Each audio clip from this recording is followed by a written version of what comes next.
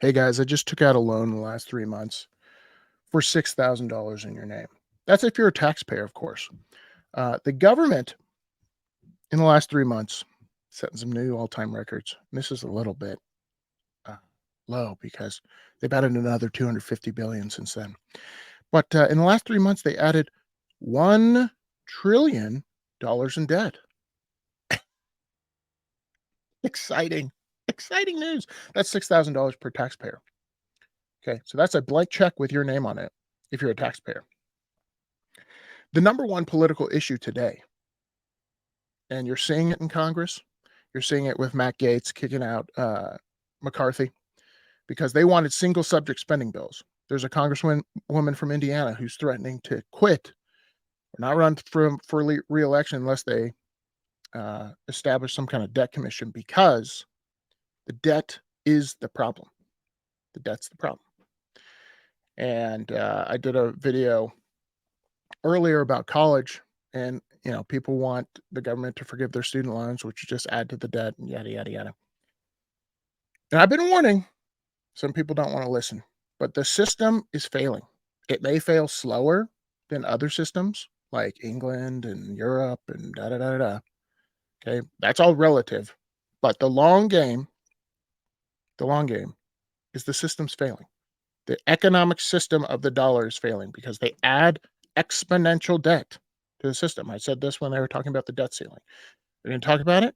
They're not going to talk about it until 2024. They didn't put a number on it. Why didn't they put a number on it? Because they realize they have to add exponential numbers to it because of interest.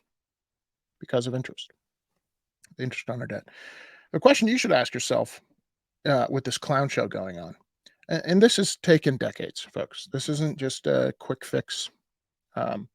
Is will this stop? Because what requires it to stop?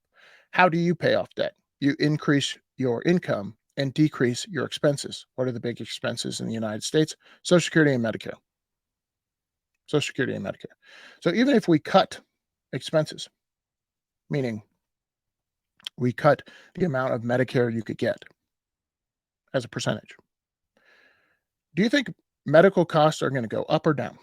They should go down on a free market, but we don't have one. We have an overregulated garbage medical system. So they're going to go up, especially when Uncle Sam is the piggy bank that you can charge and they can print ad infinitum. Social Security, it's something that politicians never want to touch.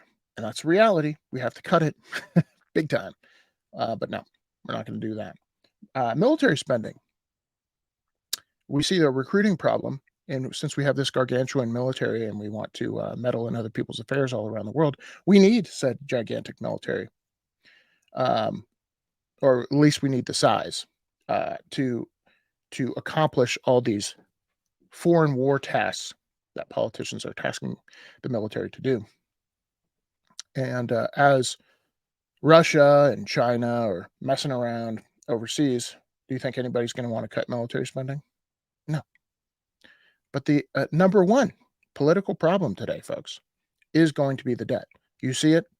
You see it in Washington. And the reason is pain. Pain. Some people learn through other people's failures and they read about them and they say, I don't want to do that. And then other people need pain to vote for change. They need pain to vote for change. And that's unfortunately the human condition. And as people, constituents are dealing with pain through inflation, their wages aren't keeping up. You see it in the economy. You see it. I feel it in the economy. Remember, inflation was only up a little bit, but everyone's groceries are up 75% plus. So most people spend money on. And the majority of the poor are spending the majority of their income on food and shelter. We'll just conveniently leave that out of the CPI data. So I've talked about this many, many times, and unfortunately, I'm a skeptic when it comes to politicians fixing this. It's going to take a new monetary paradigm. So, and people are running to scarcity with their money. That's why there's a monetary premium on real estate. There's a monetary premium on gold. That's always been there, meaning a premium above and beyond its actual use. House, you can live in it. But now people are running to them to stop the debasement of their savings. Okay, and they leverage debt and all this kind of stuff, which I'm not faulting people for doing that.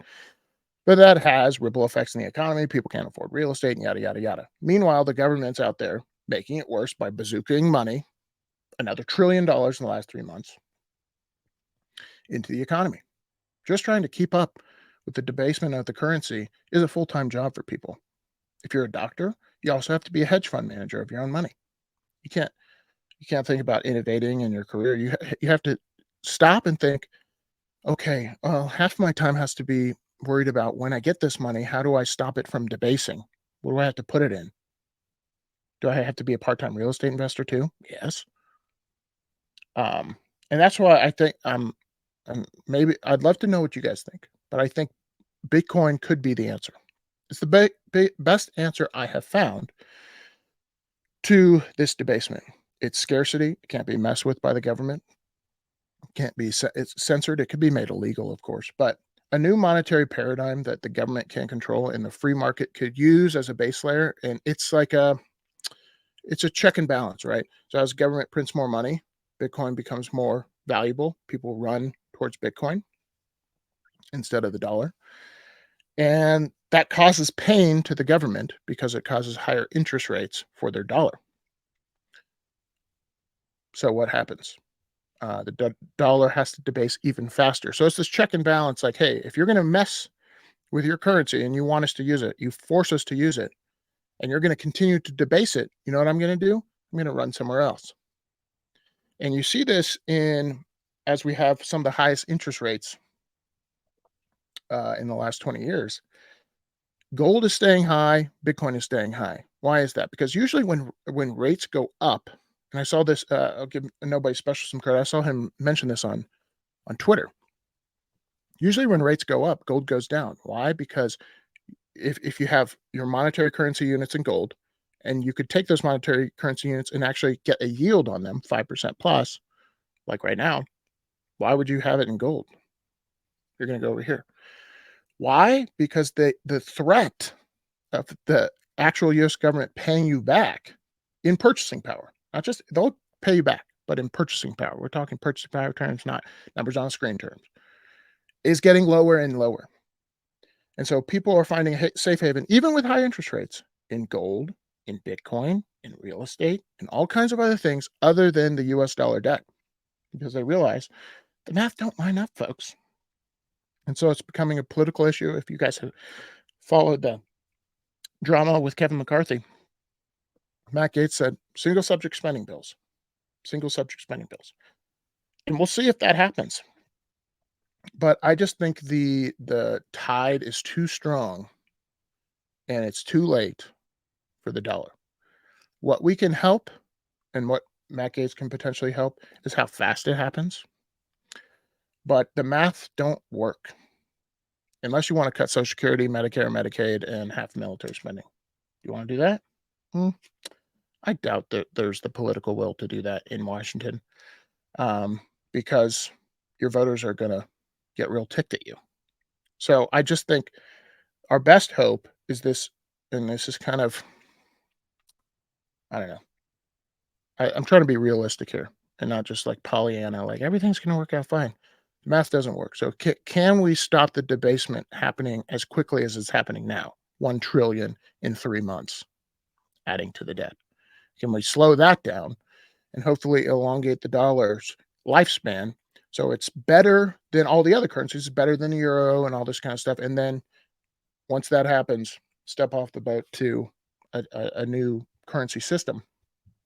But if it happens really quickly, that's when there's chaos in the streets and all this kind of stuff. And as we're adding to the debt this quickly, that's when it happened. You know, this hyperinflation happens very quickly. So our best hope, and you watching this should know, it's a given. The dollar is going bye-bye. We just don't know when. We don't know how long it's going to take. And it's ideal if it takes a very long time. Because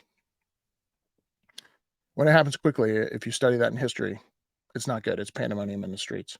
So if it can take a long time, and in that long period of time, people are slowly stepping away from the dollar and using other hedges, then people aren't wiped out completely. But at this rate, I don't have a lot of hope for that. Washington is a sieve. And I heard the other day, people get there and they want to end the swamp, and they realize the swamp is kind of like a jacuzzi. It's kind of nice in here. I can get rich if I do special favors for certain people. And you may have your favorite politician who would never do that, but the majority of them do. And if they don't have that disposition when they go in, they have it once they leave, because they realize the tide is so strong to get them to cave, and they'll be compensated for it handsomely if they cave, if they spend more money, if they give a lobbyist what they want. And yeah, like I said, even if that didn't exist, the math don't work. Math don't work. Exciting stuff. Okay. Thanks for that $6,000 from you, the taxpayer. All right, guys, I'll see you all in the next one. Let me know what you think in the comments below. Peace.